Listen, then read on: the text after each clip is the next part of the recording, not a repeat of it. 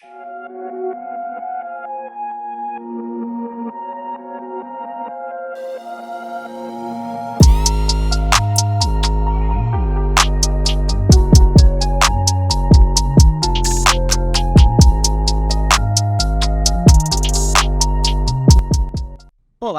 seja muito bem-vindo ao Icon Podcast.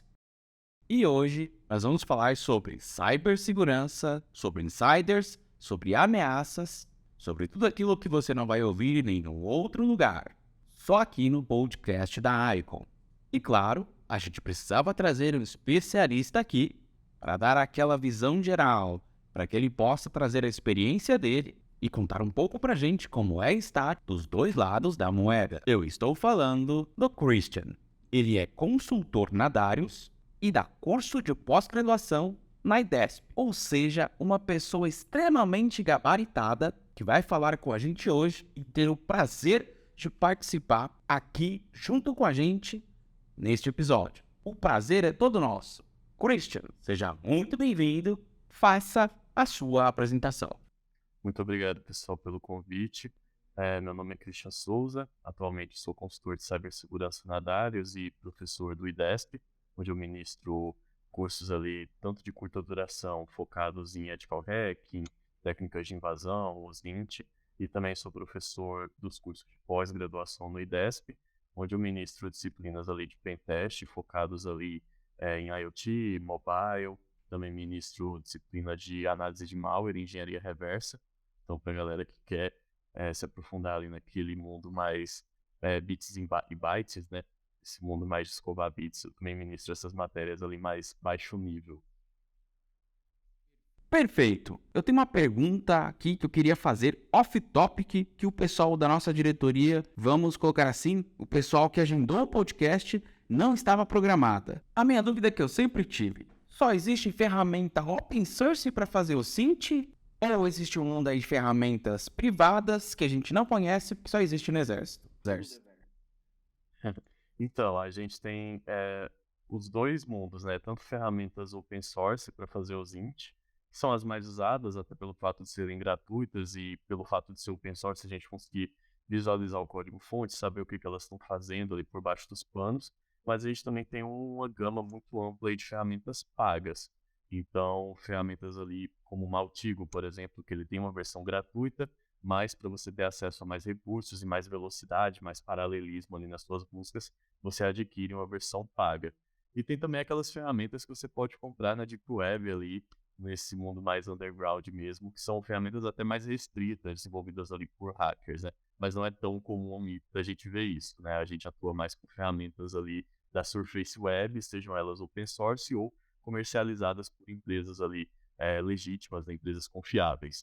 Aqui também tem, do nosso lado, claro, aquele que é figurinha repetida e carimbada no nosso podcast. Ele, idealizador deste episódio. Aquele inominável, que não podemos citar o nome, porque senão aparece uma ISO para você fazer. O Edson, o nosso segurança das informações. Muito prazer, Christian, estar conversando com você. Convite, mais uma vez uma figurinha carimbada, para ajudar o Alexandre a fazer as perguntas, interagir com o Christian. Mas eu já queria fazer uma pergunta. Você já começou aí já tirando umas dúvidas, mas eu também queria ver com o Christian uma coisa que sempre me deixou integrado nessa questão tão novo. Por que você escolheu essa área de segurança? Tecnologia, teve alguém que você conhecia ou alguém do ramo, alguém que você conhecia ou trabalhava nesse ramo? Como foi a criação nessa parte de tecnologia? Boa pergunta, né? Se a gente fosse pegar ali desde o início, né? Minha história com TI começou ali quando eu tinha cerca de uns 11 anos. Então, eu comecei a me interessar bastante ali por jogos e tal. E eu comecei a pesquisar como desenvolver jogos, enfim. E inevitavelmente, eu acabei aprendendo ali programação. Então, comecei aprendendo Java, mas também fui para outras linguagens ali como JavaScript, passei por Python também. Inevitavelmente, quando a gente vai se aprofundando ali no conhecimento em computação, a gente pega para mexer com linguagem C também, que é uma linguagem ali um pouquinho mais baixo nível, que você está mais próximo ali do processador, de certa forma, e você consegue ter mais controle ali das instruções que você está passando. E aí, nesse meio termo, né, eu fui me interessando também por segurança. Então, sempre tive essa curiosidade ali de entender como as coisas funcionam e como eu posso burlar o comportamento padrão de determinadas aplicações, de determinados sites, de determinados aplicativos, né, de desktop. E aí, curiosamente, né, eu acabei encontrando uma falha no próprio programa que eu tinha desenvolvido.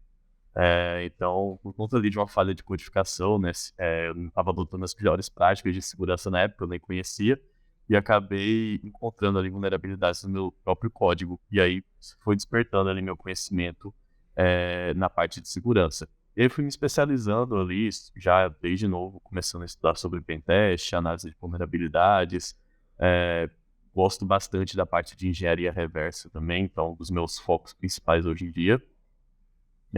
Quando eu tinha ali cerca de 14 anos, eu ingressei num colégio técnico, então no IFRN, Instituto Federal do Rio Grande do Norte, onde eu tive a oportunidade de cursar tanto meu ensino médio, então eu fiz uma prova, passei, para cursar tanto o ensino médio quanto um curso técnico em informática.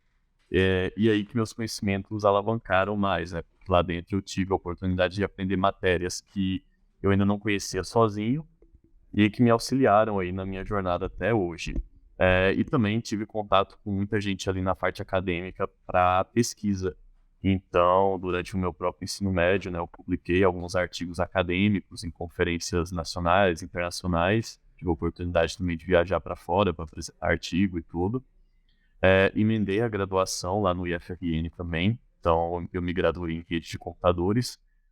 Tive bastante produção técnica, científica nessa época da graduação também, que sem dúvida foi essencial para me tornar o profissional que eu sou hoje, porque é muito fácil a gente fazer as coisas técnicas, fazer um teste de invasão, só que o mais complicado mesmo é a gente construir um relatório de qualidade, um relatório que mostra ali para o cliente o valor que a gente realmente agregou. E a gente aprende muito a mexer com as palavras, a montar um texto bem estruturado na pesquisa, então produzindo artigos. Então isso me auxiliou bastante também a me tornar consultor, essa prática de escrita de artigos acadêmicos, né, e técnicos desde ali do meu ensino médio. E aí durante, né, a graduação também eu fui acumulando, além dos artigos, registro de software, tive um pedido de patente também, então a maioria deles focados ali na parte de cibersegurança. Hoje, além do meu trabalho, além do meu trabalho como consultor e como professor, eu também faço mestrado em gestão e tecnologia. Estudo para algumas certificações, né, que eu preciso tirar também. Então, assim, acaba sendo bastante corrido o dia a dia. Mas acho que a princípio, né, minha trajetória até o momento foi essa. Acredito que eu não esqueci de nada, não. E para você, jovem mancebo que está ouvindo a gente agora neste momento, preste muita atenção porque o Christian vai dar uma dica de ouro para você que quer ingressar na área de cibersegurança. Uma coisa que a gente vê muito hoje em dia é o pessoal querendo, como é que eu posso dizer, começar do final. Pular Então, a etapas, galera né? já quer aprender direto ali sobre ethical hacking, sobre pentest, mas existe um mundo ali de conceitos por trás disso. Então, para você conseguir ser um bom profissional de segurança, seja qual sub-área você quer se especializar, pentest, seja ele ali em aplicações web, infraestrutura, mobile, se você quer se especializar ali em forense, se você quer se especializar em análise de malware, engenharia reversa, independentemente da área que você quer se especializar em cibersegurança, você precisa ter uma base sólida ali de conceitos de computação no geral. E é claro que conforme você vai estudando esses conceitos, você pode encaminhar ali parte dos seus estudos já focado na parte de segurança.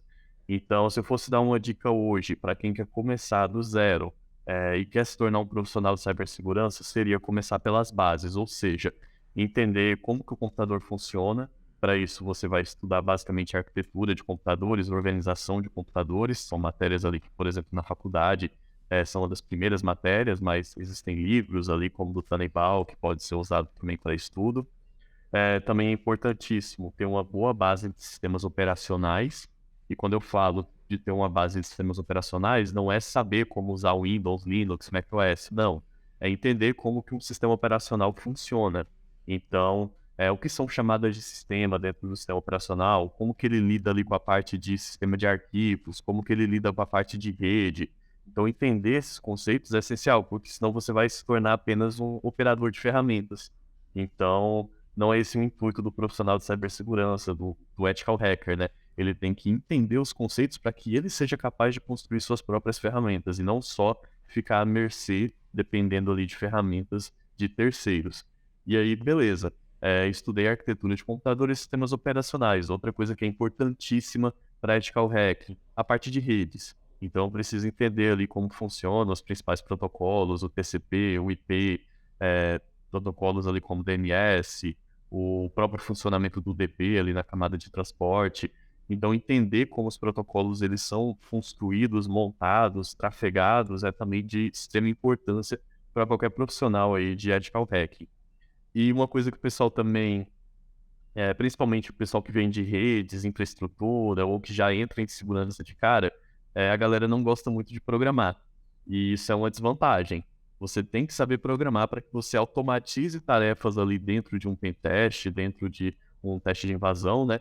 E para que você também consiga criar suas próprias ferramentas. Então, hoje, por exemplo, no meu GitHub, eu disponibilizo algumas ferramentas para análise de malware que elas são amplamente usadas, tem um bom número ali de stars, mas isso se deve ao conhecimento que eu tive que adquirir ali nessas fases iniciais, durante colégio técnico, durante trabalho também, que eu já fui programador back-end, né? Então, esses conhecimentos que a gente vai adquirindo acaba solidificando ali a nossa carreira em segurança da informação e cibersegurança também. Uma coisa que a gente sempre comentou aqui, né, Ed, é que a gente vê que os profissionais de TI, em forma geral, não só da parte de segurança, falta o fundamento. Na verdade, falta dos dois lados, tanto nas empresas quanto nos profissionais, né? As empresas são hackeadas porque não fazem o fundamental, o essencial, e o hacker não vira um hacker, fica naquele script kid ou lamer para sempre, porque não consegue entender como é que funcionam as coisas. Edson, para você que é da segurança da informação, o quão importante é conhecer os fundamentos para qualquer coisa que a gente vai fazer? Olha, eu tô achando que a Darius achou um unicórnio aí no meio do mar, viu? Porque o que o Christian coloca faz muito sentido, tanto como a parte da criação dele na parte da tecnologia, migrando para a parte de segurança, dando as dicas iniciais. Eu acho que ele foi muito certeiro em falar nessas questões de dicas básicas, não falando assim, você tem que aprender tal ferramenta, fazer tal curso X e faculdade, tudo bem. Eu acho que o comentário dele foi muito feliz. Eu acho que justamente é isso, tem que aprender a base. Se a gente tivesse mais profissionais, que a gente tivesse o conhecimento na base, assim, uma base mais solidificada e tudo nesse sentido, a gente teria grandes profissionais aí, tanto na questão de pentest, de ataque, de defesa, tanto. Acho que a gente veria até menos situações aí de invasões dessas empresas, né, grandes e de nomes grandes, né, que ocorrem no mundo, né. Então, eu acho que a base, como o Christian falou, eu acho que também tenho para mim, que é muito importante esse conhecimento básico, né. E olha só, para você que está ouvindo a gente, jovem mancebo, você achou que a Icon ia fazer esse episódio assim como um episódio qualquer e etc. Mas olha só, somos uma empresa que trabalha com cibersegurança, trouxemos um professor especialista ethical hacking e a gente não trouxe só isso para vocês. Neste assunto que a gente quer abordar, nós começamos pela parte de educação e para ajudar você que quer entrar na área, a gente tem aqui, com o aval do nosso professor Christian Souza, nós temos um cupom de desconto. Na verdade, não é um cupom de desconto, na verdade, vamos dizer, um presente para vocês que querem fazer parte desse mundo de cibersegurança e começar com o pé direito. Então, para você que é ouvinte do nosso podcast, você vai ter o direito a 67% de desconto no curso da Ethical Hacking Foundation da Exim, claro, com o nosso professor aqui, Christian. Christian, o que você diria para esses novos alunos que vão se inscrever no seu curso a partir do nosso link? Eu diria para aproveitarem, né, o conteúdo, a gente justamente tem essa visão de abordar tanto as bases ali e ir construindo o conhecimento até chegar no ponto ali da gente falar, beleza, vamos mostrar como se usa uma ferramenta aqui agora e você vai conseguir entender o porquê que ela está adotando ali determinada ação, por que você usa determinado parâmetro, o que aquele parâmetro faz de diferente do outro. Então a gente tentou construir um treinamento, né, que aborda ali desde tópicos mais básicos, de fundamentos mesmo, até chegar na parte que todo mundo quer, o pote de ouro ali, que é o Ethical Hack em si. Então, a ferramenta ela é só a cereja do bolo, né? Então, saber usar o Nmap, ali, por exemplo, para fazer um scan, é só um plus a mais ali que você vai ter de conhecimento criado, construído ali como uma bagagem ali para você. Então, eu diria que aproveitem, se preparem também, porque é um conteúdo bem denso, né? Bastante coisa para estudar e o mais importante também se divertir enquanto aprende, né? Realmente essa parte de cibersegurança, fazer um pentest é algo que é bastante gratificante, né? Tanto você vê que você conseguiu explorar um sistema ali que estava bem fechadinho, né? Estava bem protegido, então é algo que é bem gratificante, né? Saber que você se desafiou e conseguiu perpetuar ali, concretizar uma invasão, né? Mesmo num sistema ali que tinha mais proteções. Perfeitamente. Então, jovem mancebo, aproveita a oportunidade e começa em cibersegurança com o pé direito. Agora, Edson, uma coisa curiosa, né? A gente acha que assim, o Brasil, país de segundo mundo, terceiro mundo, nunca vai ser um país de primeiro... Sempre tem essa coisa da gente ter meio que o pé atrás com o Brasil, né? E aí a gente olha assim e fala, ninguém dá muito valor. Mas os hackers, eles dão valor pro Brasil? Sim, muito. Por que, Edson? O que acontece? O Brasil é o segundo país mais atacado da América Latina, né? Então a gente já vê que tem um interesse, né? Muito grande. Se você pegar a América Latina, tem outros países, logicamente, mas o Brasil é o foco, né? Eu li uma pesquisa, não vou lembrar o número exato, mas era uma coisa como o Brasil tinha 100 bilhões, não, acho que era 20 bilhões de ataques, e o terceiro colocado tinha coisa de tipo 100 milhões. Um número assim, muito discrepante, né? Por que você acha que tem esse interesse no Brasil? Eu acho pela maturidade das empresas, né? Que não tem, ou que tem? Que não tem. Não tem essa maturidade, né? Eu acredito que falta esses profissionais qualificados, falta a maturidade das empresas, de buscar recursos, conhecer os recursos, se dedicar um pouco, deixar um pouco dessa cultura de TI ser gasto, né? E ser uma questão mais de ajudar empresas a progredir mesmo no ambiente deles, né? Então, eu acho que é tudo questão das empresas se adequarem melhor, né? Para evitar essa proliferação, digamos assim, de ataques, né? Mas, lógico, o Brasil, sendo da América Latina, digamos, o mais rico, assim, que Maior também. E maior também. Então, é normal que seja mirado ali pelos hackers, né? Para que consiga alguma informação ou roubar alguma informação de uma grande empresa que possa prejudicar, ou tirar por benefícios e conseguir alguma verba, né? Alguma coisa nessa questão que a gente vê bastante pessoal conseguindo roubar os dados e criptografando e pedindo pagamento em criptomoedas para não ser detectado, né?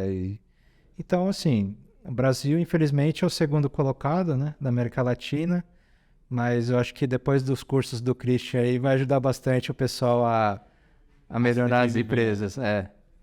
Tá vendo, pessoal? Então, olha só, você que tá procurando aí um funcionário, procura um cara que estudou na Darius, que é certeza de que esse cara é bom. Christian, o Brasil é o segundo lugar mais atacado. E aí, cara, o que a gente pode fazer? Por que isso acontece? Tem muita gente ingressando nos cursos que você ministra aí, procurando, vamos dizer, defender melhor aqui a nossa soberania digital, vamos colocar assim? Como o Edson bem comentou, principalmente depois da pandemia, que a evolução aí dos meios digitais foi impulsionada, né? As empresas passaram a operar mais e mais ali de forma online, e também cresceu ali a quantidade de ataques focados no meio digital por essas grandes corporações, principalmente ali por meio de ferramentas colaborativas. Então a gente tem phishings, né? Sendo muito bem construídos e campanhas sendo disparadas ali em larga escala e Até um serviço que a gente faz na Darius de forma ética, claro, quando o cliente ele contrata para a gente fazer isso, quando ele quer testar a capacidade do funcionário dele em identificar um determinado ataque, né? E a gente tem esse serviço de phishing, mas o pessoal que faz isso por mal, eles usam as mesmas ferramentas, as mesmas técnicas que a gente usa. E a gente está vendo que esses ataques estão tendo mais sofisticação a cada dia, principalmente quando aparecem vulnerabilidades que podem causar algum prejuízo ali, caso o usuário baixe algum arquivo, por exemplo. Então, a gente teve um ataque ano passado, uma vulnerabilidade, né, conhecida como Folina, que ela afetou ali a suíte do Office da Microsoft. Então, em alguns cenários, simplesmente pelo fato de você baixar e abrir um documento do Office, você já poderia dar uma conexão reversa para o atacante. A gente até fez uma prova de conceito disso num ambiente controlado e colocamos ali no blog da Darius. Está disponível para quem quiser ver como isso funciona. Mas voltando à questão ali dos ataques, né? A gente viu que realmente cresceu muito a quantidade de ataques e falta profissionais. Um relatório que foi postado pela ISC Square, que é uma das principais certificadoras de cibersegurança do mundo, que é a que provê ali a CISP, que é uma das certificações mais top que a gente tem, ela mostrou, né, que no Brasil faltam ali cerca de 400 mil profissionais focados ali em segurança e também em outras partes de TI. Então, tá faltando muita gente no mercado e o pessoal tá buscando se qualificar mais, principalmente depois desses ataques recentes que estão acontecendo e também das novas ameaças que são noticiadas aí praticamente diariamente. Então, coisas que preocupam muito empresas hoje. A questão ali do fator humano, ou seja, usuários que podem cair em phishing, por exemplo, e também a questão de falhas técnicas. Então, nem sempre só o usuário vai ser ocupado, né? Às vezes, o serviço ali desatualizado, ou uma falha zero day que acabou de aparecer e ninguém sabe, né, ainda o que está acontecendo, pode prejudicar ali as operações das empresas. Então, o pessoal ainda não é no nível que a gente queria, mas de pouquinho em pouquinho as empresas estão buscando fazer a fortificação ali dos seus sistemas por meio de serviços como o que a gente provê na Dario de cibersegurança, cyberdefesa, continuidade de negócios, LGPD. Então, muitas organizações, uma pesquisa que a gente lançou esse ano pela Darius, mostra que a maioria das organizações não estão adequadas ainda à LGPD. Então, é algo que é preocupante, principalmente devido aos cyberataques que estão crescendo mais e mais. Pois é, e não é só para servidores e computadores e pessoas, né? A gente está vendo que houve um aumento de 95%, segundo o estudo da CrowdStrike, né, de Global Threat Report, de 2022. O número de ataques em clouds, ele aumentou 95%. Então, geralmente o pessoal procura configurações errôneas, né, misconfiguration, se não me engano, e outras formas de bypassar ali os controles normais. Eu vou falar de um ataque que eu sofri, aí eu vou pedir até pro Christian falar assim, né? Você errou, hein, Alexandre? Você fez coisa errada aí. Foi muito engraçado porque eu acessei minha conta do Google, como eu uso geralmente, normalmente. Eu vi que tinha um dispositivo conectado na minha conta que era estranho, né? Daqui de São Paulo, mas não reconhecia como sendo meu. Eu falei, ué, mas como é que o cara passou meu MFA? Porque eu tenho MFA, eu uso aqui uma senha forte, né? A gente trabalha com cibersegurança. Como é que eu que trabalho com cibersegurança acontece um negócio desse? Acontece, jovem mancebo. Não acho que é porque a gente trabalha com isso que nós somos imunes. E aí, depois de um tempo, eu percebi que dentro da página do YouTube aparecia para mim uma validação de identificação. Como se fosse um login, como se eu estivesse realizando o login.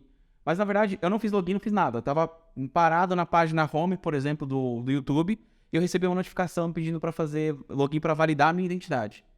E aí eu fiz um match de uma coisa com a outra, né? Eu falei, ué, se esse cara tá pedindo para fazer validação, eu valido, apareceu o dispositivo conectado na minha conta, ele não precisou saber minha senha, não precisou passar pelo MFA, ele simplesmente fez com que eu validasse o dispositivo que ele estava incluindo ali. Depois eu descobri que teve um aplicativo ligado na minha conta que teve um vazamento de dados. Eu acho que foi daí que ele veio com essas informações para acessar a minha conta ou para pedir ali alguma chamada de API de aplicativo. Não sei como, né? Não cheguei tão a fundo assim, não tenho essa capacidade toda. Mas foi engraçado, porque olha só, sem a minha senha, sem conectar na minha rede ou nada, o cara conseguiu fazer com que eu logasse para ele. E aí, Christian, como é que isso funciona? O que eu posso fazer? Tem que dar um tiro no meu computador? Então, a gente tem que sempre ficar atento, né, onde a gente vai estar inserindo os nossos dados e principalmente essa questão de validação, né? Porque às vezes a gente, num descuido ali, por ter uma senha vazada, alguém pode tentar acessar ali a conta e a gente acha que é algo normal, acaba aceitando ali a validação, né? Então, é sempre bom estar monitorando, já existem serviços que você pode pagar uma assinatura ali mensal e ele vai monitorar ali se dados seus já vazaram na Dark Web, né? Então o próprio Serasa tem isso, né? Você pode se cadastrar ali, paga uma taxazinha ali anual e ele fica monitorando tanto seu CPF, né, quanto seu e-mail. Então você consegue saber se seus dados vazaram ali na internet e aí você já pode fazer a operação ali das suas credenciais. Ou então, para quem é programador, você também pode ficar criando seus scripts ali para ficar monitorando sites ali como Have I Been Found, de Hashed, então esses sites ali que catalogam o vazamento de dados, né? Então dá para fazer um scriptzinho no Python para consumir essas APIs. E um ponto que vocês comentaram que é interessante também, essa questão de cloud, né? Então, teve uma notícia relativamente recente que eu vi da Cloudflare, que eles conseguiram mitigar ali um dos maiores ataques de DDoS HTTPS, ou seja, DDoS ali de tráfego com criptografia, né, destinado a servidores web, eles conseguiram detectar e barrar esse ataque. E um dado curioso sobre esse ataque é que, ao invés de serem milhões de máquinas ali sendo usadas para fazer isso, eram, na verdade, ali 5.000 servidores em cloud. Ou seja, são servidores que estão sendo muito visados por hackers. Por quê? Porque é um servidor que vai ter uma potência muito alta, ou seja, a empresa que ela opera em cloud ali, ela vai ter um servidor bom, um servidor ali capaz de processar muitas requisições que vêm ali dos clientes.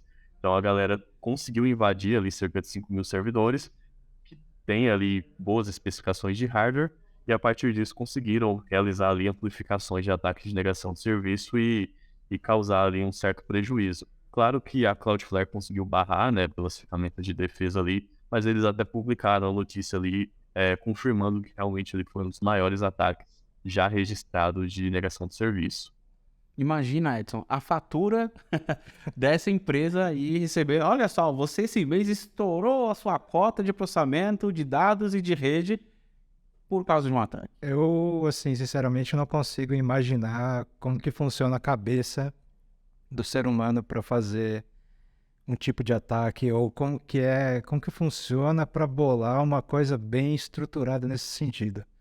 Não sei se o Christian, por você ter as qualificações aí, mas como que funciona, assim, a mente da pessoa nessa questão, tipo, como que ele vai fazer um ataque, como que ele bola nesse sentido, assim, eu vou tentar uma engenharia social, ou eu vou tentar um backdoor, alguma coisa nesse sentido, como que ele, ele tem um alvo ali, mas como que é a estratégia que ele tem que usar para fazer uma invasão ou tentar roubar um dado ali?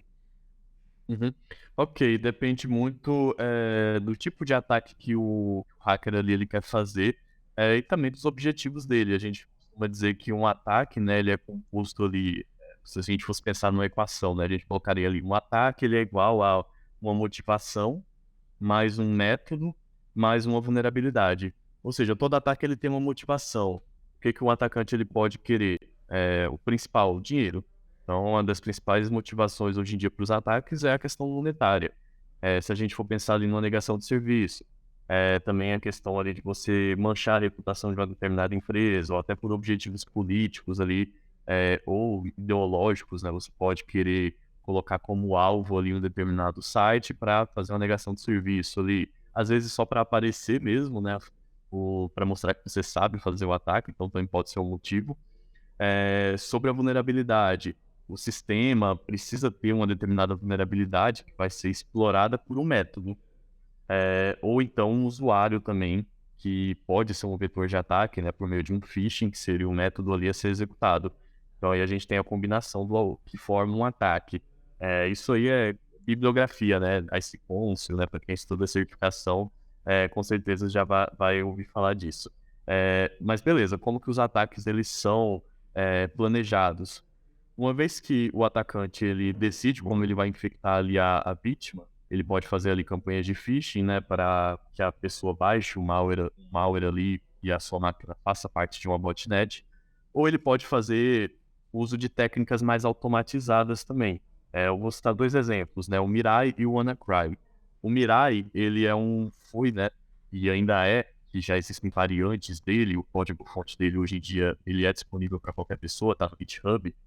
Então, o Mirai, ele é um malware que infecta dispositivos IoT, principalmente câmeras.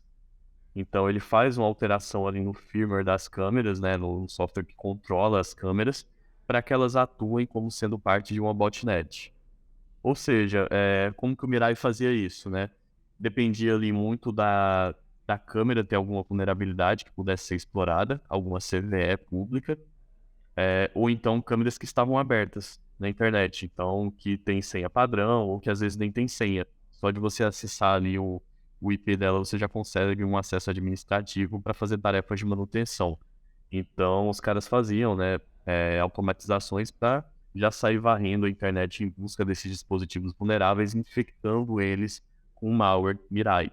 E aí o Mirai também, em 2016, foi usado para lançar alguns dos maiores ataques de negação de serviço que a gente já viu também. Inclusive ali a provedores de conteúdo na França e tudo mais. Já o WannaCry, por exemplo, o que que ele faz, né? Ele busca servidores. Então o atacante, o hacker ali que criou, né? Qual foi a sacada dele, né? Foi uma ideia até bem genial. Em 2018, 2017, apareceu uma vulnerabilidade bem crítica para sistemas Windows que se chama Eternal Blue, que a identificação dela pela Microsoft foi MS17010. É uma das vulnerabilidades mais críticas aí já registradas para o Windows. Então, a vulnerabilidade, quando você explora uma máquina que está suscetível a esse ataque, você consegue um acesso administrativo a ela. Então, assim, hoje em dia já é mais fácil. Tem módulo para Metasploit que faz isso. Então, assim, qualquer pessoa, se ler um artigozinho com 4 linhas ali de comando, já consegue explorar essa vulnerabilidade. Então, era isso que o WannaCry fazia, de forma automatizada. Então, o hacker ali ele já procurava servidores na internet que possuíam essa vulnerabilidade, ganhava acesso dentro deles, e a partir disso, a estratégia que ele adotou, uma vez que ele estava com acesso, ele poderia fazer qualquer coisa ali, né? Ele poderia extrair arquivos, poderia instalar outros malwares, mas a ideia dele foi o seguinte: vou instalar um ransomware. Então, um software ali que vai criptografar todos os dados da máquina com uma criptografia assimétrica ali, e o usuário só vai conseguir descriptografar se ele me pagar um Bitcoin, aí eu vou passar a chave privada ali para ele descriptografar os dados. Então, essa foi a grande sacada ali do WannaCry, mas ambos ali, esses malwares, tanto o Mirai quanto o WannaCry, eles dependiam ali que o sistema possuísse uma vulnerabilidade para que eles pudessem explorar a vulnerabilidade, e o segundo estágio ali seria realmente a infecção pelo malware. Então nós podemos dizer que só é uma vulnerabilidade se ela puder ser explorada. Exato, uma vulnerabilidade, né, ela tá presente, só o fato dela estar presente, ela já é um problema, então você já precisa ter atenção. Não é porque ela não foi explorada que ela deixa de ter uma certa criticidade, pelo contrário, né? Então existem vulnerabilidades que elas podem até estar presentes, mas a gente não consegue explorar 100% devido a outros fatores, por exemplo, algumas outras proteções pode ter. Mas o ideal é a gente fazer o hardening completo dos sistemas, ou seja, remover qualquer possibilidade ali de vulnerabilidade. Claro que nenhum sistema é 100% seguro, mas a gente tenta fortificar eles ao máximo. E se você quer fazer um hardening bem feito, claro, conte com a equipe da ICO. Nós temos ferramentas para ajudar a combater para que o Christian não entre no seu computador. Brincadeira, o Christian não faz isso, ele é um hacker ético, ele gosta de quebrar sistemas para poder tornar eles mais fortes. Mas tem uma mudança que a gente está vendo aí no cenário, Christian, e isso é bem curioso, porque nós temos ferramentas aqui na Icon para ajudar no hardening e ferramentas que ajudam a trabalhar com vulnerabilidades, né? Eu costumo falar para o pessoal que a vulnerabilidade só é vulnerabilidade se ela puder ser explorada, né? Se você sabe ou não da existência dela, é outra história, mas se ela tá lá e ela é passível de exploração, então ela é uma vulnerabilidade.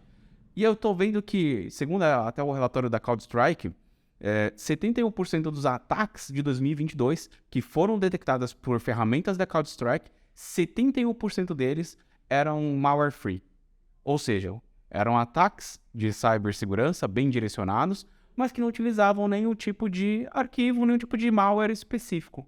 Era mais uma técnica, um apt ou algo parecido que o cara estava fazendo ali dentro do ataque dele. E eu tenho visto que muitos desses ataques estão acontecendo sem arquivos, né? Ou seja, o cara não precisa de um arquivo. Às vezes ele precisa só de um PowerShell, não necessariamente um arquivo. Ele escreve ali alguma coisa no PowerShell, faz uma elevação, ganha um acesso, e a partir daí a gente tem um problema. E aí, como é que a gente vai lidar com, vamos dizer, ataques que não são baseados em malware, por exemplo, né? Em um arquivo propriamente dito? Isso. Até quando a gente fala de malware, hoje em dia a gente já tem o conceito de fileless malware, ou seja, aquele tipo de malware que ele nem toca no seu disco rígido, né? Nem toca ali no seu HD, no seu SSD.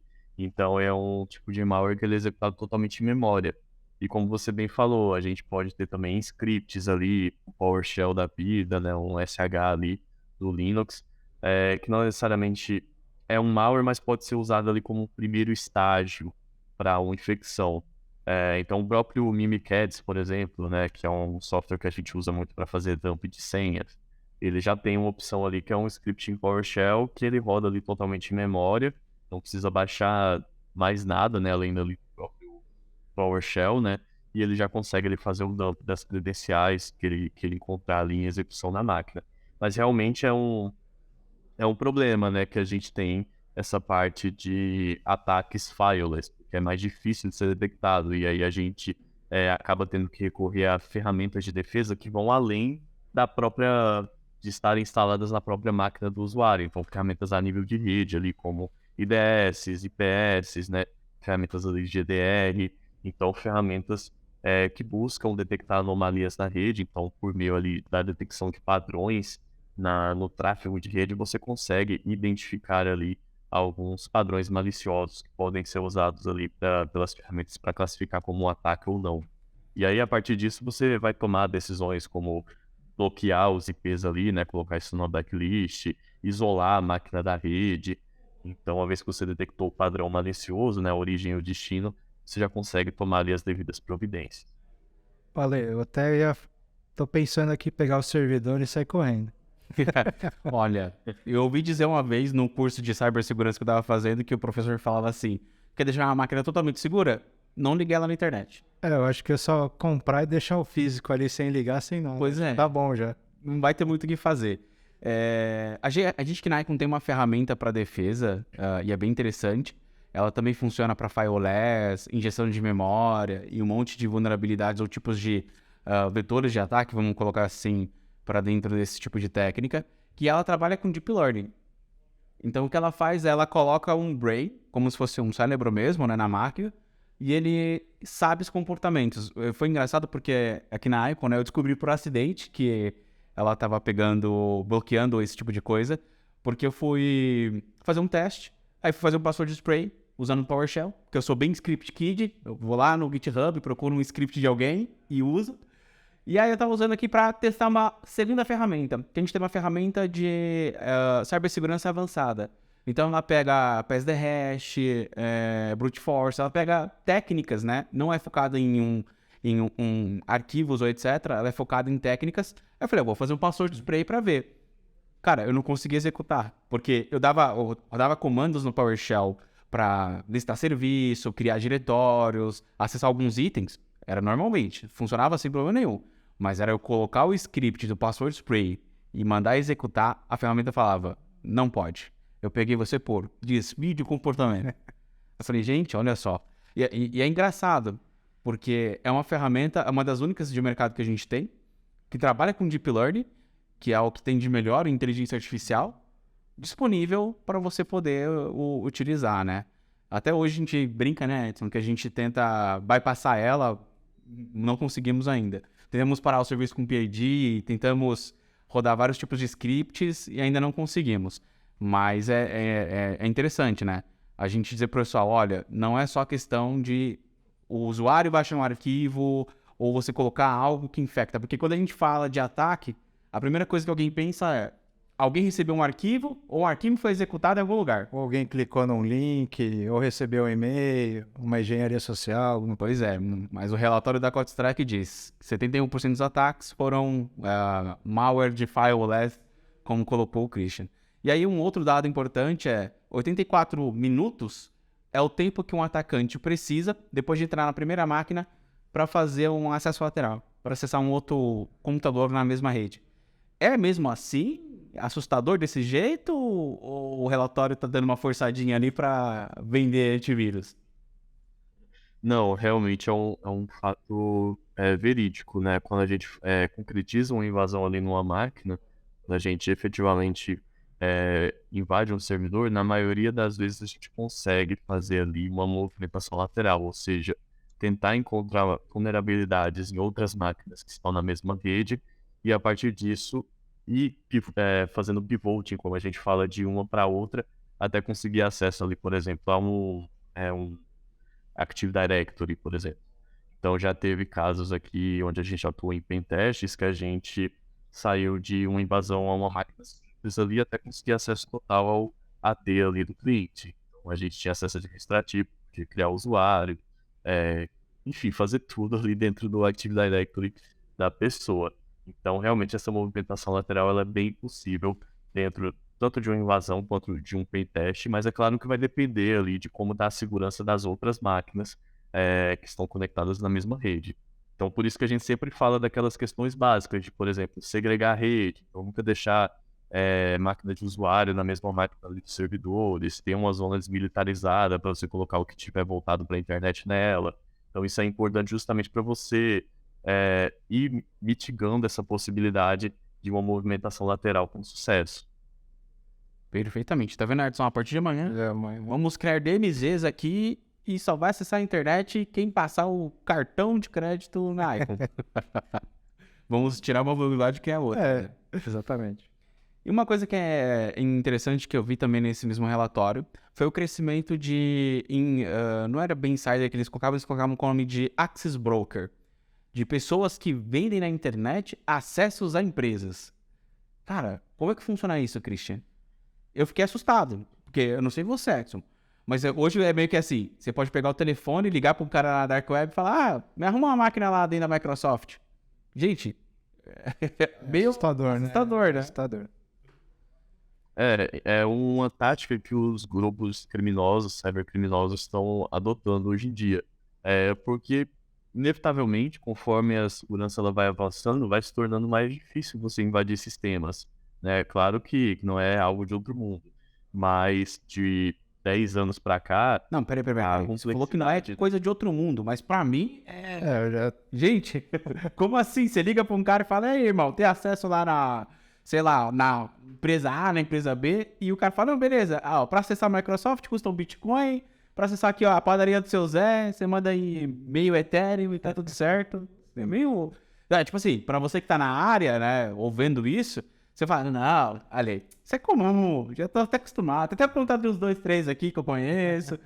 Mas, gente, olha só o que a gente está falando. As pessoas estão vendendo acessos dentro de empresas como se fosse um serviço. Que absurdo, cara. Até desculpa, mas eu tô apavorado, cara. O pessoal percebeu, como eu tava falando, né, de uns 10 anos para cá, para você invadir sistemas, né, foi se tornando mais complexo. Então, uma coisa era as invasões que a gente fazia há 10 anos. Era mais fácil. Era só usar o ENT, né? Essential Net Tools, aí pegava as máquinas com XP com compartilhamento aberto, pronto. Então assim, inevitavelmente era mais fácil antigamente fazer alguns ataques. Hoje em dia as ferramentas foram evoluindo, as técnicas de defesa foram evoluindo, então tá mais complicado, tá mais complexo você fazer algum tipo de ataque. E aí o pessoal percebeu que, beleza, ao invés de eu tentar invadir ali a empresa a todo custo, eu posso simplesmente subordinar ali um funcionário. Eu posso ligar pro cara, mandar um e-mail, oferecer uma quantia em Bitcoin para ele me liberar a conta dele e eu fazer uma invasão na empresa.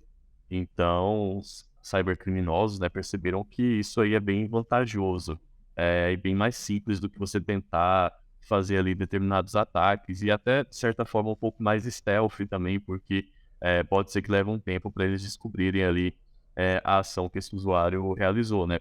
quando você está fazendo um ataque, as ferramentas ali elas vão ficar pipocando de alerta, né? Então, quando você pega uma conta direto na infraestrutura interna da pessoa, você já pode direcionar melhor o seu ataque ali e se mover ali dentro da rede de forma mais stealth. Então, é uma tática que eles estão usando muito hoje, né? Que é pagar ali para determinados funcionários liberarem acesso. E aí a gente fala sempre da importância de ter programas de conscientização, né? Então, o funcionário, ele tem que saber que, beleza, ele pode fornecer esse acesso se ele quiser, mas vão ter consequências. Então, vão ter consequências legais ali para ele. Então, é importante que a gente tenha esses programas de conscientização, assim que os colaboradores entram na empresa, para eles saberem que ações maliciosas que eles fizerem ali dentro vão ter consequências. Com certeza. E Edson, como que a gente detecta que um funcionário da Icon tá passando informações para um cara de fora? Infelizmente a gente tem alguns recursos que a gente vai ver os comportamentos anônimos, né, da pessoa, assim como também, como o Christian falou, tem procedimentos, você tem que ter algumas sanções também, né, para que o funcionário fique ciente de que se ele fizer aquilo, vai ter um prejuízo, né? Então, assim, de qualquer forma, a gente tenta mitigar o máximo possível, né? Não, a gente não é vulnerável, não é...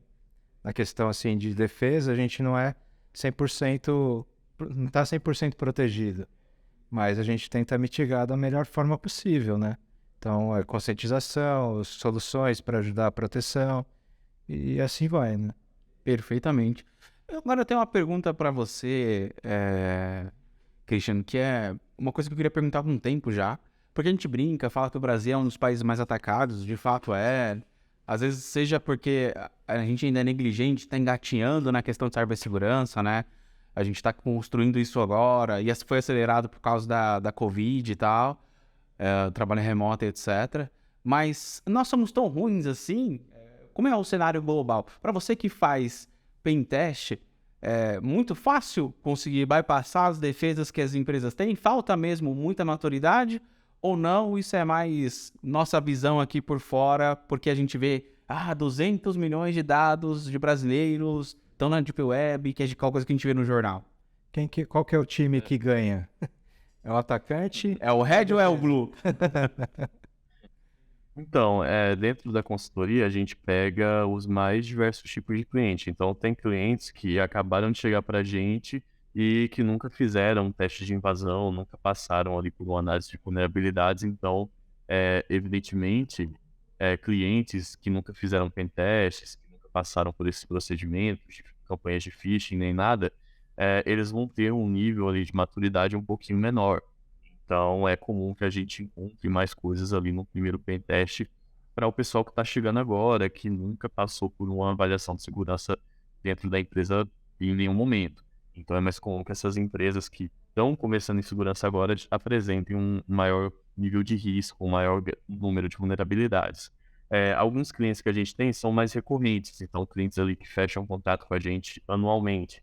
E aí a gente vai percebendo uma evolução ali significativa. Então, cada vez fica mais difícil encontrar novas vulnerabilidades nesses clientes, porque eles vão fazendo o trabalho ali de hardening certinho e corrigindo o que a gente vai apontando. Num panorama geral, no Brasil, as empresas elas estão evoluindo sim nessa parte de cibersegurança, então cada vez mais o pessoal está tendo noção da importância que a cibersegurança tem, e que também, até por uma questão de custos, né, é mais vantajoso você investir logo no início ali em cibersegurança para que você não tenha prejuízos muito grandes depois. Então é melhor você investir quantidades ali mensais de dinheiro, né, em cibersegurança do que você ter que pagar um resgate ali de 2 milhões por um ransomware que acabou de infectar um servidor seu. Então a segurança ela tem um custo, né, mas é importante, é essencial. A gente não pode ignorar isso hoje em dia. E quanto, assim, você comentou, né? Será que a gente está tão ruim assim? As empresas elas estão evoluindo, só que falta profissional ainda, mas os profissionais que a gente tem, eu considero muito bons. Porque o brasileiro, né, ele precisa...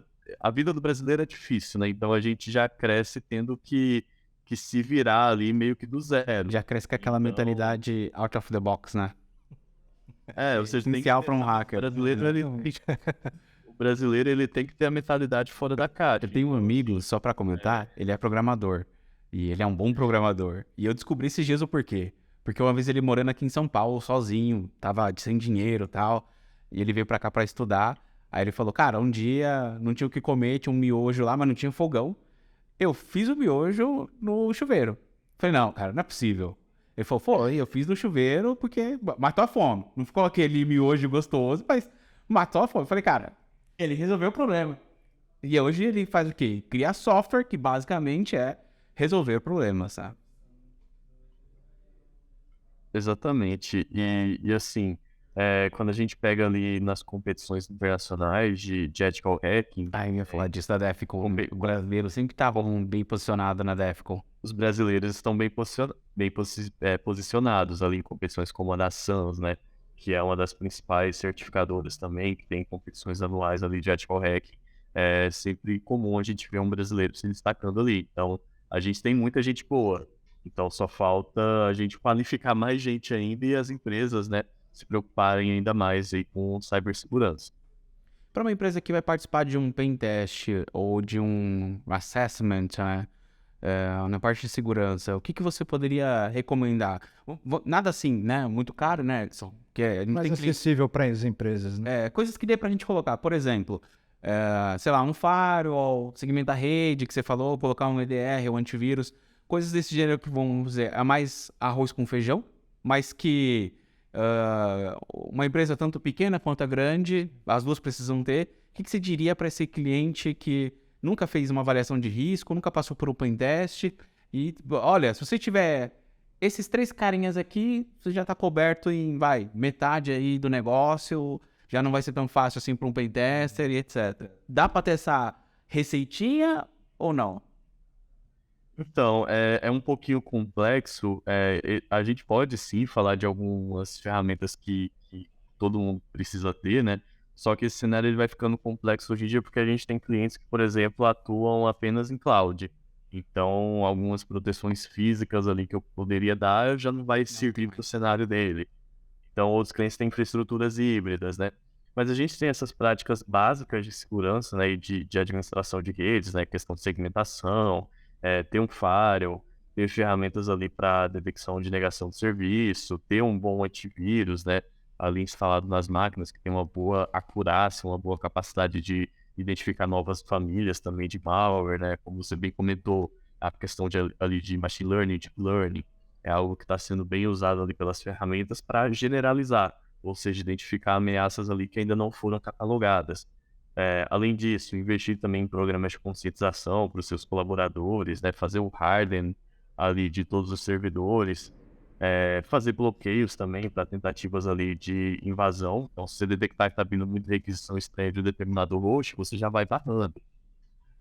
Adotar boas práticas de desenvolvimento seguro ali desde a concepção dos produtos. Então, se você constrói um software de forma segura, já programando ele de forma segura, você evita ali que vulnerabilidades de alta criticidade e que são fáceis de acontecer, aconteçam ali em ambiente de produção, né? Então, a gente codifica de forma segura já para evitar esses problemas ali em ambiente de produção. Sobre pentests, ok. Fiz todas essas boas práticas, agora eu quero validar na prática qual é o meu nível de risco. A gente tem alguns tipos de pentest, então a gente tem o black box, que ele realmente simula ali um atacante, porque a gente não tem nenhum acesso dentro do sistema, então um teste mais fechado, né, mais velado, onde normalmente o cliente ele só vai passar o URL do site que ele quer testar e a gente vai fazer ali os testes ofensivos. Esse é o tipo de pentest que o pessoal mais adota, justamente por ele simular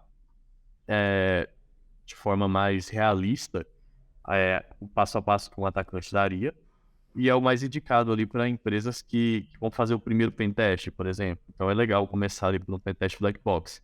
Conforme você vai avançando, você pode deixar esses pentests mais específicos. Então você pode fazer um white box em algum momento, onde você vai passar para o pentester, né, todas as informações sobre o sistema. Então você vai ter informações sobre arquitetura, especificações técnicas, e a partir disso ele já vai conseguir ser mais assertivo ali em alguns ataques. Ele pode encontrar coisas que em um pentest black box ele não encontraria. Então, assim, às vezes o pessoal se confunde muito nessa questão dos pentests, né? Às vezes tem empresa que só quer fazer black box, mas não pode se ignorar também os outros tipos de pentest, porque eles têm ali suas vantagens. Então, eu vi uma figura uma vez muito interessante que ela mostrava, né, as vantagens ali do black, do gray e do white box.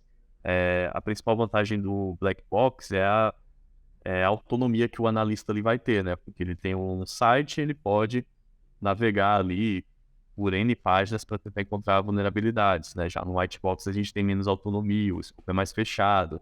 Então tudo vai depender ali dos objetivos que o cliente vai ter com esse pentest. Perfeitamente. Edson, se você tivesse que recomendar aí, segundo as normas de segurança da informação e etc., tem algo que a gente possa fazer na segurança da informação que ajuda a cibersegurança?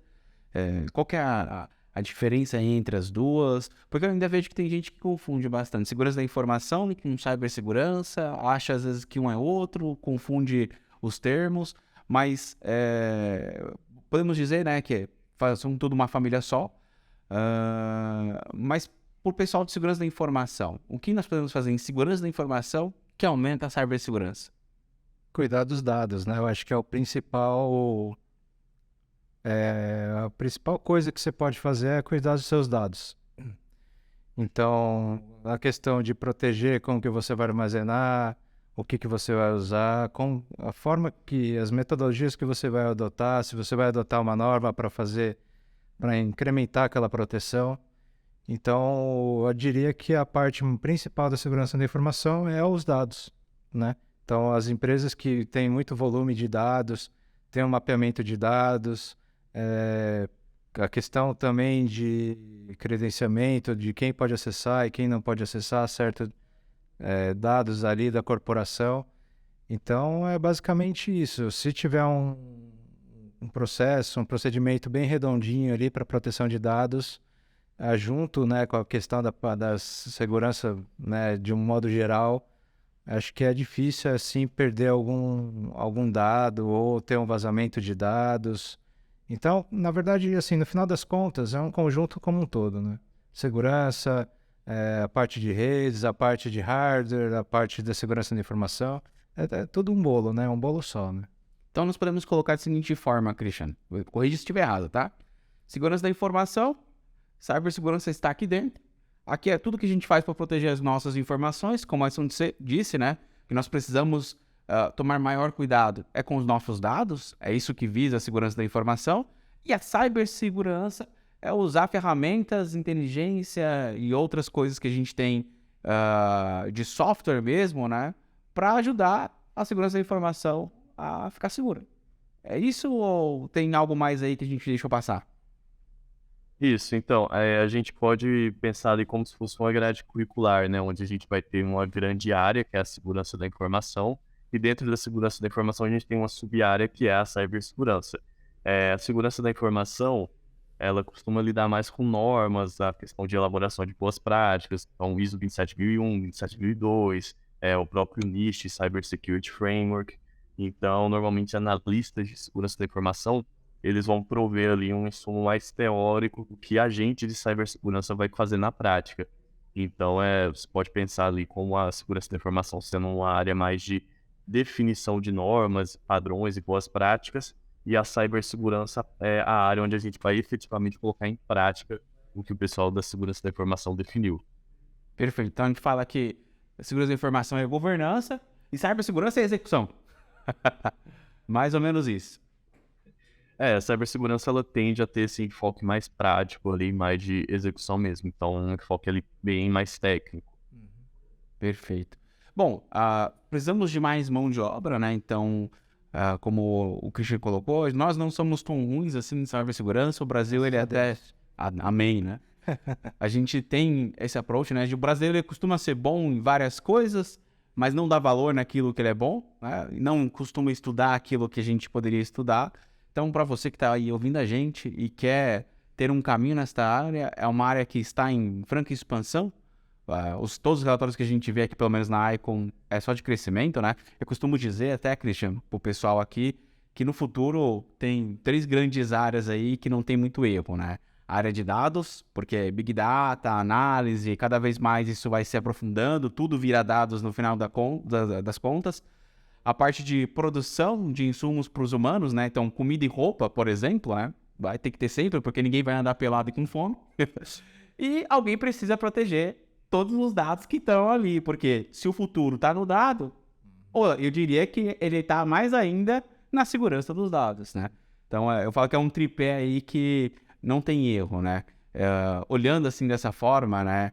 Para os próximos anos aí, você tem esperança de que no Brasil a gente tenha mais pessoas preparadas para entrar nessa área? Você acha que esse tripé realmente ele existe ou é só uma coisa que mais do pessoal da Icon, né? E o que você poderia dizer para a gente aí do que a gente pode esperar para os próximos anos da cibersegurança? Sim, eu acho que com certeza a gente vai ter uma evolução aí na quantidade de mão de obra. É claro que é bem difícil que esse número seja suficiente. Algum dia eu acho que sempre vai estar faltando gente, né, pela demanda que a gente está tendo. Mas é algo que de pouquinho em pouquinho a gente está caminhando, né, para ter um ambiente ali mais seguro. Então, eu estou vendo ali até nas aulas de pós-graduação que eu estou dando, cada vez a gente está vendo mais alunos interessados ali na cibersegurança, mais engajados também em aprender os assuntos, né, e colocar em prática nas suas empresas. Então, assim, é um futuro promissor, é uma área promissora, é uma área que está em alta, que está precisando de gente, tanto aqui no Brasil quanto lá fora. Então, para quem tem interesse em trabalhar lá fora também, é essencial aí ter um bom inglês, né, para poder atuar em times lá de fora. Então, é uma área que é promissora e que está tendo salários ali bem competitivos, né, salários ali bem altos. Então, quem quer se destacar é bom já ir começando a estudar desde já. Mas eu vejo que é um futuro ali muito bacana e desafiador, porque conforme os anos vão passando, as ameaças elas vão evoluindo também. Então, é uma briga de gato e rato. Conforme a gente vai avançando ali nas defesas, os atacantes eles vão desenvolvendo mecanismos para burlar, para bypassar as nossas defesas. Então, é uma luta constante e a gente precisa de mais pessoas para atuar aí na área de defesa. Perfeito. Aproveitando até o gatilho, né, que você falou aí que nós vamos precisar de mão de obra, o salário é bom, né, então venham para a parte da segurança, estudem. Conta um pouquinho pra gente de como é o curso aí da Darius, né, como é que é a estrutura, é um curso prático. Conta um pouquinho pra gente, porque eu já tô pedindo aqui o meu, vamos dizer, voucher para mim, e tô pedindo o financiamento da empresa visando melhorar os nossos procedimentos de segurança. Então, eu acho que eu vou me inscrever nesse curso. E você vai me ver aí, viu? Vou te encher o saco. Isso, todos os nossos cursos e de pós-graduação e os treinamentos também, eles têm um enfoque prático.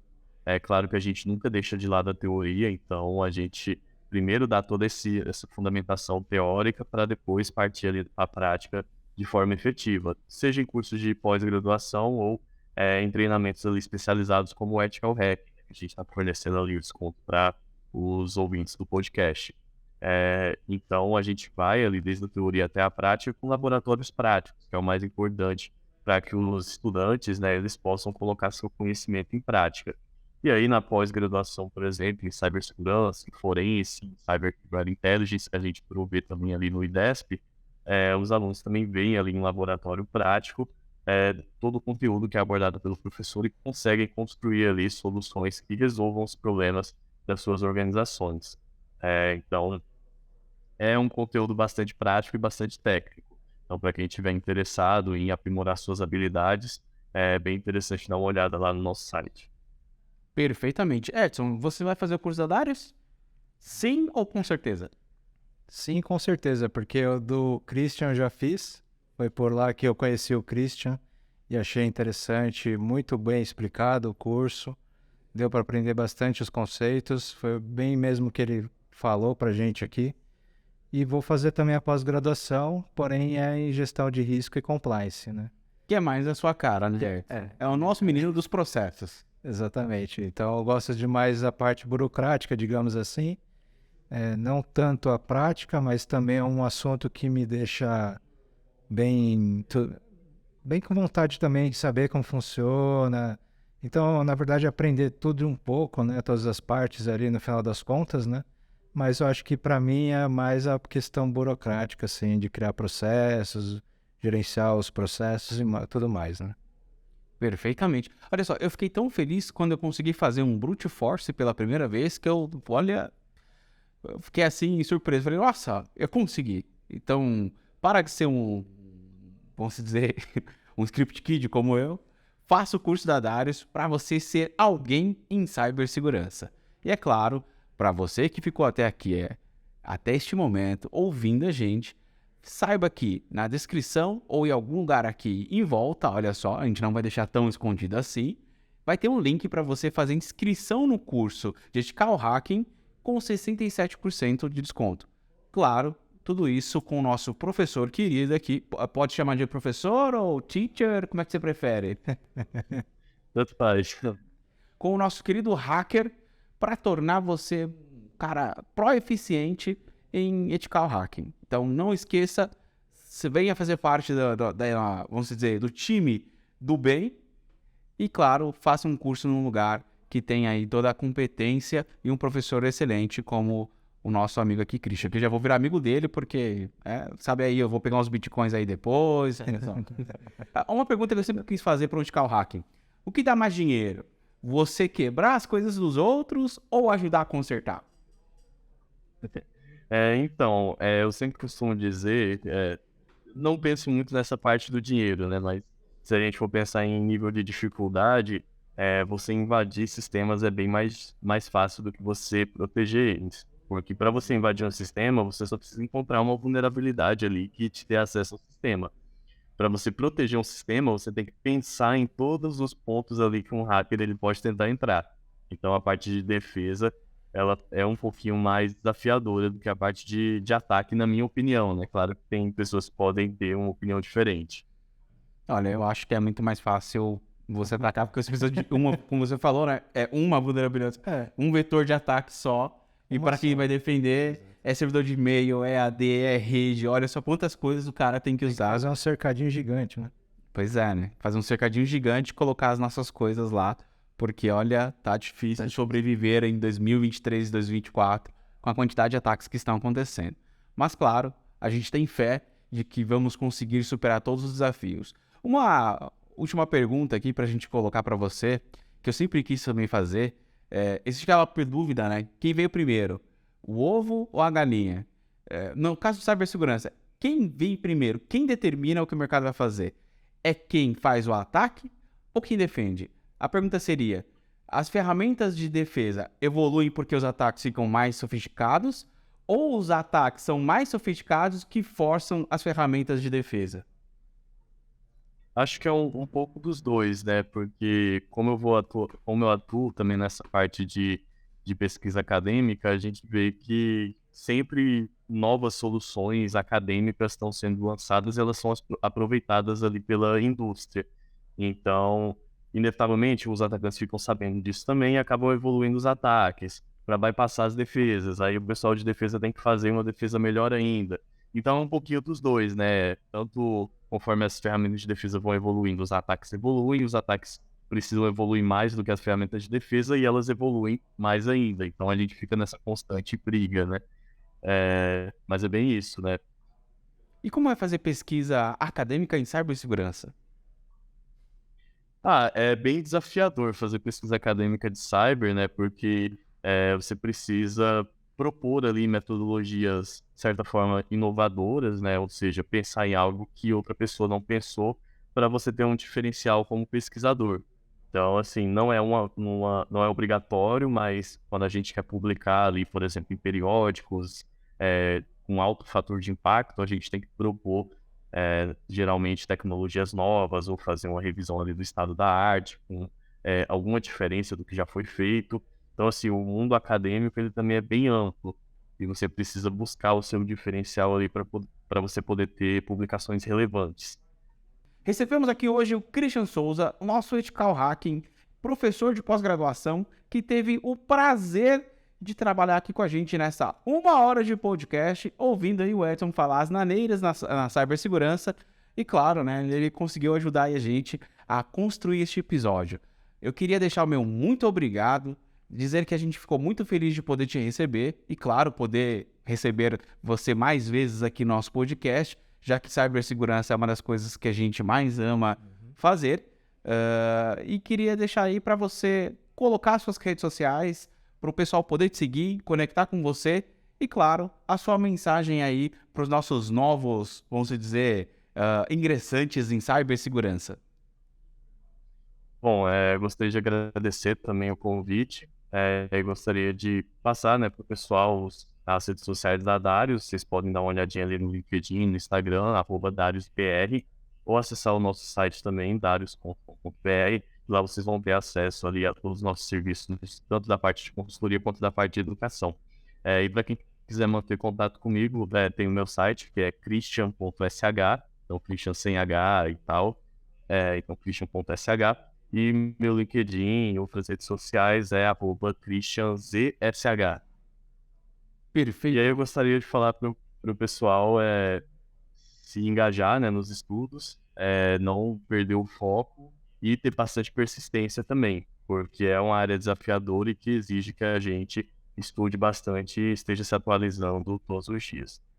Muito bom. Edson, gostaria de agradecer a sua presença também. Você sempre vem aqui ajudar esta humilde pessoa que vos fala, porque se deixar o Alexandre sozinho aqui, o negócio fica totalmente maluco. E queria deixar aqui vamos dizer, um convite para o pessoal seguir o Edson aí no LinkedIn, nas suas redes sociais. Peço para que você compartilhe aí com os nossos ouvintes. E claro, deixe sua mensagem aí para o pessoal que quer trabalhar nessa área de segurança da informação e cibersegurança. Eu acho que eu faço minhas palavras do Christian, né? Tem que ser uma pessoa dedicada, resiliente, buscar muito conhecimento. A gente basicamente tem que estar toda hora procurando, estudando, se mantendo informado dos novos ataques, enfim, da área que for seguir ali dentro da segurança. Acho que também é bem comparado assim com uma medicina, né? A gente tem que estar sempre bem atualizado para enfrentar os desafios aí pela frente, né? Tanto corporativo ou pessoal, né? E, enfim, é basicamente isso que eu tenho para deixar de mensagem aí para os ouvintes. Bom, vocês podem seguir o perfil da Icon. Através da Icon você consegue encontrar o Edson, mas o nome dele é Edson Oguma. Se você colocar lá Icon Edson Oguma, vai aparecer. Siga lá o nosso querido e amado gestor de processos de segurança da informação aqui da Icon, além do nosso DPO. Ele é um cara que é extremamente excelente, mas cria muito processo para que eu possa seguir. Misericórdia. Eu gostaria de deixar o meu abraço e, claro, mandar aí ransomware não, brincadeira. Mandar aí para vocês uma mensagem de que estudar é necessário e o dinheiro é resultado, né? Ele não é o caminho, ele não é o meio, ele é o resultado dos seus esforços. Então, para quem quer seguir nesta área muito grande, precisa estudar bastante. Existe muita oportunidade, como o pessoal colocou aqui, mas é necessário que você faça a sua parte. E é claro, muito obrigado por ficar até agora com a gente e a gente se vê no próximo episódio.